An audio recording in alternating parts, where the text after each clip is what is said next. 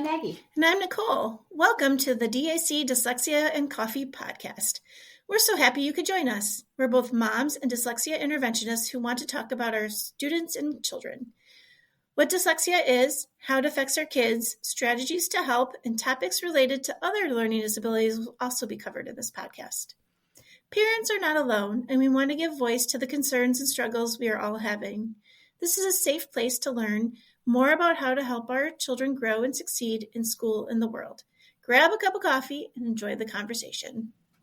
Hi, everybody. We're going to start with the concept of the week. So concept of the week is our opportunity as practitioners to kind of peel back the curtain a little bit and talk about topics that directly relate to what we do. So things that kind of inside our baseball section of our podcast. So today's concept of the week has to do with statistical data, and it is the idea of reliability. So this is a term that you hear when you're talking about standardized testing, which was our topic for last week. The reliability of a test is measured by how consistent the results are for a given test. So in other words, a test is reliable if it gives the same results after repeated administrations under similar conditions. So a real world example is your bathroom scale, right? So if you step on the scale and you see a certain number, if you step back off and then step back onto that scale, it should give you that same number a second or a third time. Right, because you're not changing anything about it. You're not saying in the morning or at night. You're doing it under the same conditions, and so it should be giving you the same number. And if it's not, that is not a reliable scale. None of them are reliable. Well, that's a topic for a different time. So our topic today is how to read an assessment report. Yes. We're really kind of excited about this one because we get asked this a lot, and we put a lot of time and effort into our assessment reports, frankly. So I'm excited to talk about, okay, how do you read this assessment report? How do you get the information out of this report if you are not a practitioner? Exactly. Because these reports are really long. I'm going to be very frank about that. We make them long. Yes. They have lots of numbers and details. The language used in these reports is usually dense and is full of jargon. Yes. And it's usually aimed at physicians or psychologists, and not always with the parent in mind. Exactly. Here at DAC, we try our very best to satisfy a wide audience. Correct. And one of my favorite things about the way we do our assessments here is that we really do think about the parent when we write these reports. And so Correct. We want to communicate directly with them or the adult that we may have just done this assessment on, right? Who we may have found has dyslexia. So now how do we explain that to them in a written format, which we already know is probably going to be hard for that person. So we do spend a lot of time here trying to address those kinds of things. Correct. But that doesn't always happen. So sometimes you get a report like this and it doesn't have much narrative explanation, and it might just have the data tables. Yes. These reports often use clinical terms, right? Like poor, very poor, below average. These terms can be a bit shocking to parents, and they can be really emotionally difficult because it directly relates to our kids. We are going to talk specifically about those terms a little bit later in the podcast and kind of give them a more narrow definition. But that can be a really hard thing when you are getting a report. Correct. Without much explanation. Yes. Generally, an accepted order for how results are presented. So most reports will start with a cover letter that summarizes the reason for the assessment, and then when and where the assessment took place, as well as who performed the assessment.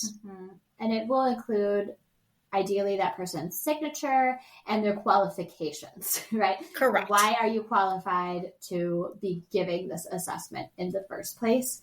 That should be on that cover letter. Right. And generally, next on the assessment report, there's background information. That's that history that we collect. I really encourage parents to read through this section because sometimes we make mistakes and there's incorrect information on there, or there may be spelling errors or missing information, or maybe you left and you thought, I forgot to tell them X, Y, and Z. Yes. We can always add that in, especially at our organization. We will definitely revamp it. Yeah, we will amend it. I do that fairly often, actually, where a parent will say, actually, I kind of feel like I want this included, or I actually kind of feel like, you know what, can we actually leave that detail out? I don't think it's relevant. And I will respect, most of the time I defer to the parent on most of the things that they are expressing to me in that background section. The only thing I would not do is misrepresent background information. Correct. But that's, nobody's usually going to ask you to do that. But it can happen. And then after the background sections, there's usually the different assessments organized in different ways. So typically there's a chart with data and then narrative below the chart that hopefully explains the numbers and what they all mean. If there has been kind of an informal assessment given, that usually does not include a data table. Correct. But it might have a narrative description. There might be some numbers associated with that. Like, for example, 26 letters of the alphabet, right? Like it might say 24 out of 26. So that data might be in a chart, but there's not going to have that statistical measure there. So Maggie, what are the numbers that are in a chart typically? Yes. So typically, if it is a standardized norm reference test, it's going to have a raw score for each subtest that was given. The raw score is the score that the student got on that subtest. That really cannot be interpreted alone. That will vary widely. And it's literally just how many that student got correct on that subtest. Correct. Percentile rank is something we talk about a lot throughout the assessments, and they are included in a data table. A percentile is used to compare this student with their same age or grade peers. When the score falls into the percentile, right, like that same age grade peers, average is 50. So the average is the 50th percentile, and then the average range is typically considered between the 25th and the 75th percentile. Those of you who got to close your eyes and remember your high school statistics class, okay, that is when you talked about the normal curve, right, or the bell curve. When we are talking about the 25th to 75th percentile, that is the fat part of the bell curve. That is what's considered statistically average. Correct. Although sometimes in some of our tests, we put low average for 25 to 37 percentile. Yes. Because in research, sometimes being in that range of 25 to 37th percentile, that can decrease with more complex content. In other words, the gap tends to widen as students progress through school or through life. Exactly, right. And Which makes sense. If you're looking at a skill set right. that's in that low average range, and we have done no intervention there, that will decrease over time. Exactly. And 25 to 75 is a huge range. That is a huge range. Mm-hmm. Yes. So we also will include a standard or scaled score. That depends on, usually it's like whatever the publisher provides us, right? Some publishers will do both. Some will have either standard or scaled. It really depends on the testing measure. So usually a standard score, they are very similar to a percentile where they are comparing them to their peers, but the average, the very, very middle part of the bell curve for a standard score is 100.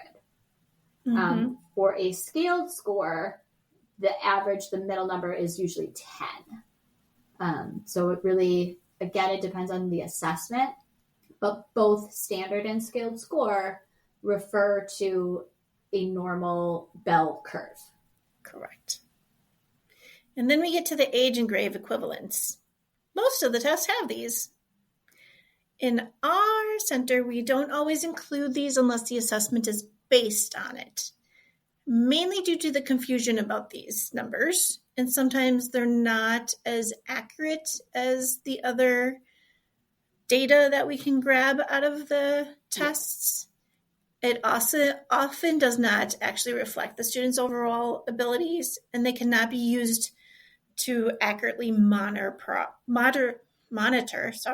progress. Exactly. Age and grade equivalents are not at all the same thing as age and grade based norms. Correct. The way that grade and age equivalents are calculated is that the test compares the student's performance to the average performance of students at other either ages or grade levels.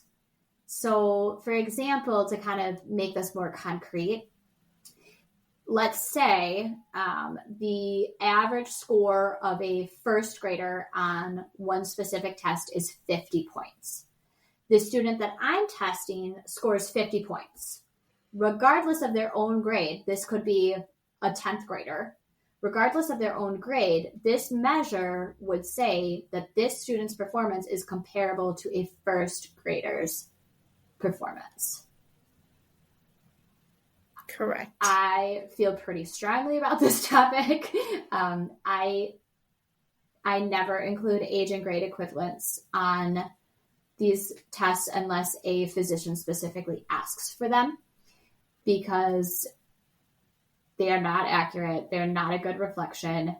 And as someone who has a lot of experience on the high school level,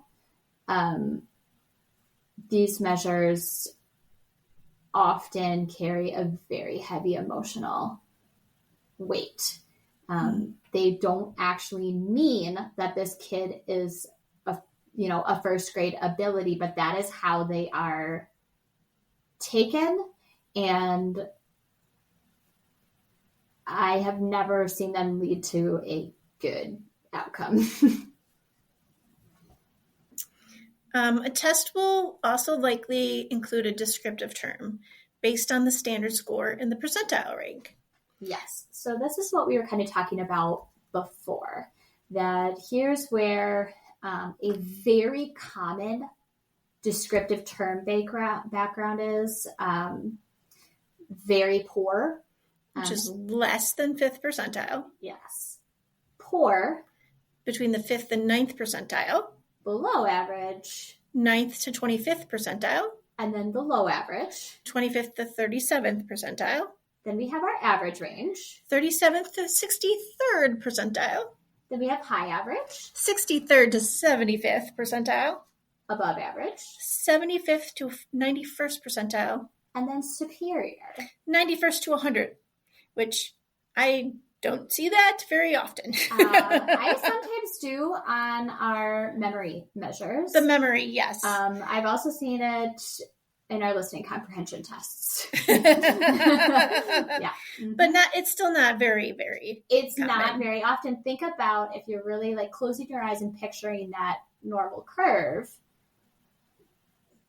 The reason it tails off, right, is that like that is not where most people lie. Right. Yeah. Right. If we're talking about that big old bell curve and we're using percentiles, we're saying, let's say there are 100 people in this room. If you are the 91st percentile, you have scored as good or better than 91 of those people. So, yes, we don't often see that superior score. And in a true, if Nicole and I worked in a setting that we were actually most of the time testing average students, we would also not see the very poor range very often. Correct. Our data is skewed because the people who come to us for assessments typically are actually struggling in reading. So Nicole and I see poor or very poor scores more often than the test would actually represent. Correct. These descriptive terms are only meant to give meaning and context to the numeral data. Sometimes when a student's score falls in the poor or very poor range, these words can evoke strong emotional response from parents or even the students. Yes. So as a parent with kids that have fallen into these areas, it is very hard to see that. Yes. And to know that to have to be very aware that that's one subtest of your child. It's not the whole picture of your child. That's exactly right. This kid scored in the poor or very poor range on this one set of skills. That does not mean that overall your child has poor or very poor abilities. The reason we do include those descriptive terms is literally just to give context as based on the test itself. They are generally easier to interpret than something like a percentile rank or a scaled score. Right. They also and doctors look at for those. Doctors do look at them, and so do school professionals when they are making decisions based on does the student meet criteria for an IEP or 504 or not. They will look at those, not only the statistical data, but also those norm referenced descriptive terms. So we do include them. They are not subjective. They are objective terms that are used by the publisher, right? So like these are not like our terms that we've decided. Yes, they're actually in the assessment manual of based on the numbers that are there, what we're supposed to use. So that's why we use them, because that's what we have to do when we're doing an assessment like this. Yes. You use what the publisher has included in the diagnostic criteria. In their manual. Yeah. Right. Some assessments also give you a nice graph that shows the standard or scaled scores that we include in the report. And this is a really nice way to give you that visual representation of the student's strengths and weaknesses. Yeah. I always like to include those in the reports because you will see dots above that average line, dots below it, and you will see that, yes, when we actually map this out, all students, because this is how human brains work, all will have some areas of real strength and some areas of real challenge, and it helps you really see that that's true. And then the report should have a conclusion. And this section should come out and specifically state whether or not the data suggests a student has dyslexia or not. It should actually be written down. Yes, and it should really come right away. These reports should not leave you hanging, folks. We state kind of the first line of our conclusion is whether or not we think the student has dyslexia. And sometimes we even bold them so that if somebody's just skimming the report, yes, they can just get to that yes. piece and look at it and then go back and see why. Yeah, that's exactly right. The way that we word our reports specifically here, one, we will say the data is consistent with a diagnosis of dyslexia. That means, yes, we do think this student has dyslexia. We might say this data is not consistent with a diagnosis of dyslexia. That means we do not think this student does have it. Or the data is inconclusive. If we are saying the data is inconclusive, we go on and explain why we were not able to make a clinical decision. That is a case-by-case situation. Right. And I would say most often with that one, it's a really little kid. Yes. And could it be that they were just not exposed yet to certain things versus do they have dyslexia? At that age, it might be hard to tell based on their history. Yep, exactly. And so then we would also go on to give recommendations. Here's what the next steps are. We also might recommend a retest. Usually we'll say, give it a year or 2 years and come back. Come back.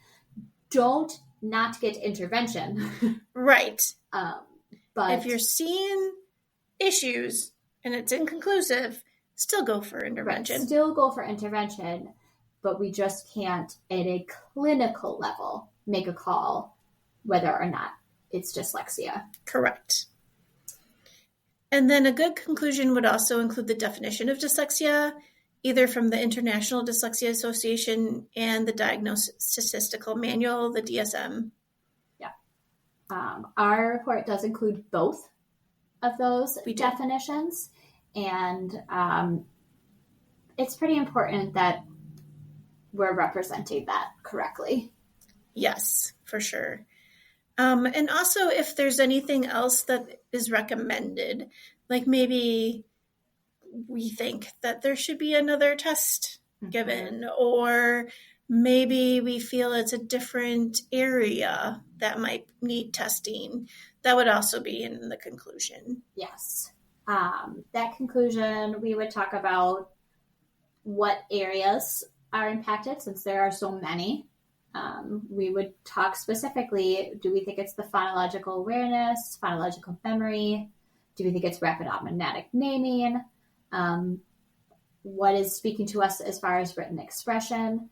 And then any other language areas. Sometimes we'll see that receptive language also being at a deficit, and that always kind of makes us go, I wonder if there could be more to this kid. That, yeah, we think it's dyslexia, and also correct. We think that more testing on certain things is recommended.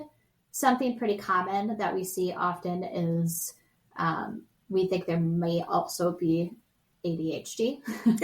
And we may come out and say that in the report. We're not going to say we think this kid has ADHD because that's not what we looked for today.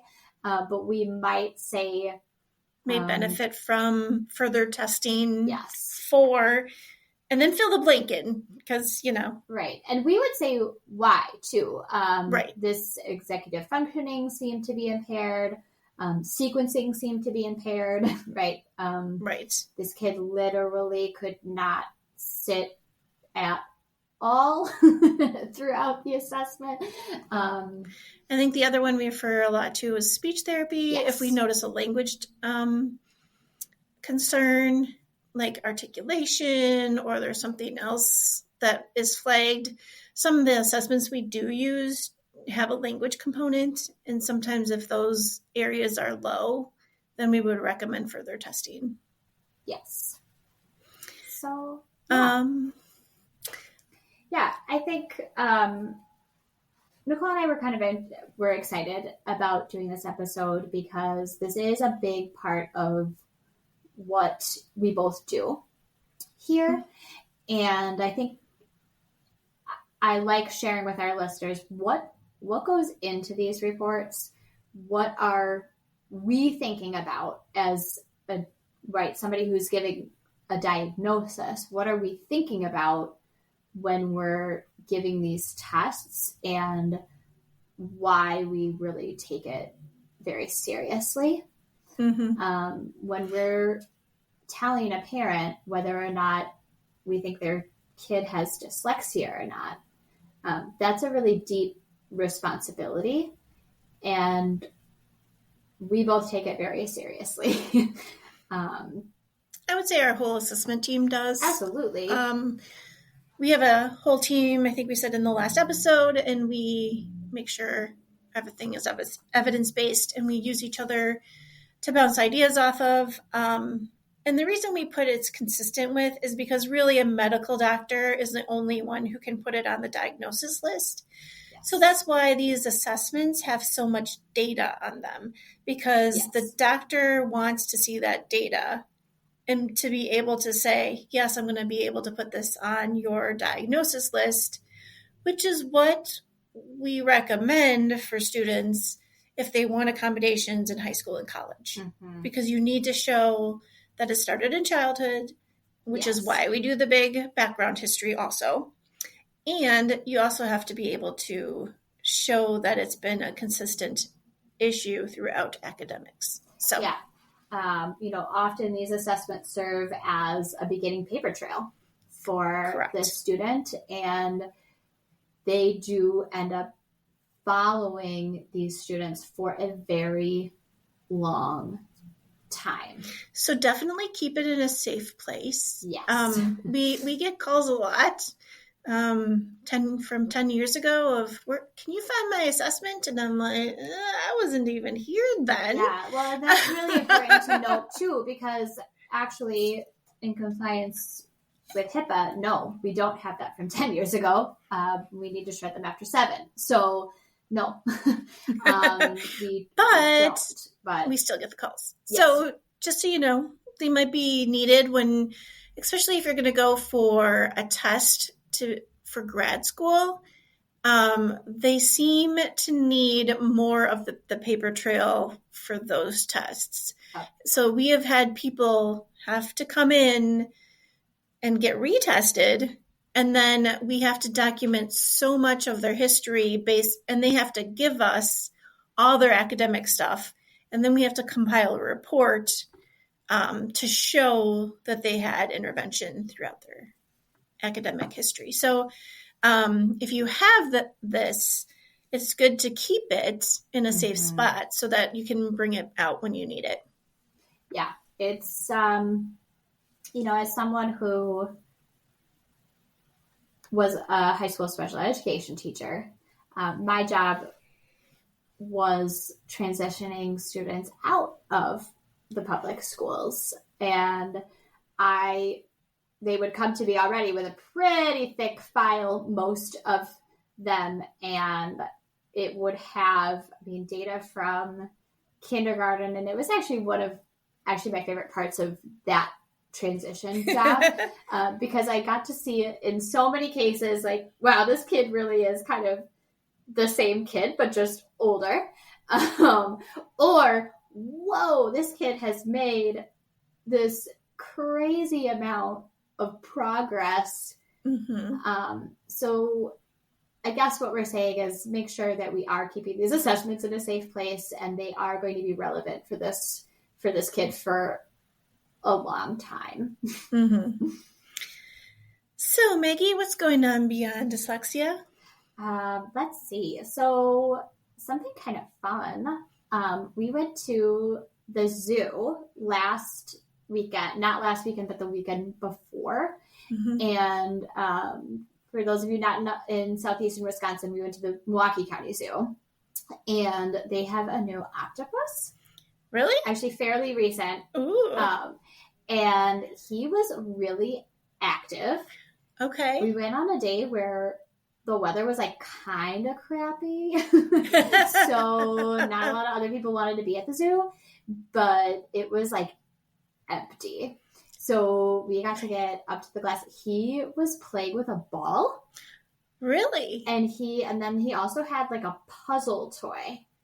And he was manipulating this puzzle toy with like 2 or 3 of his tentacles and then like wrapping his other tentacles around a ball. It was the coolest thing I've seen in a really long time. That is pretty cool. Yeah. I might have to go to the zoo soon. It was very, very cool. Highly recommend. Kind of a little bit of similar thing. We went to the Milwaukee Public Museum over the weekend, and I've been there so many times. Yes. And it's a very old, established museum. I think, didn't they say like 18 something it was developed? I think so too. Like its first charter. I think like it's moved buildings a few times, but yes. Yeah.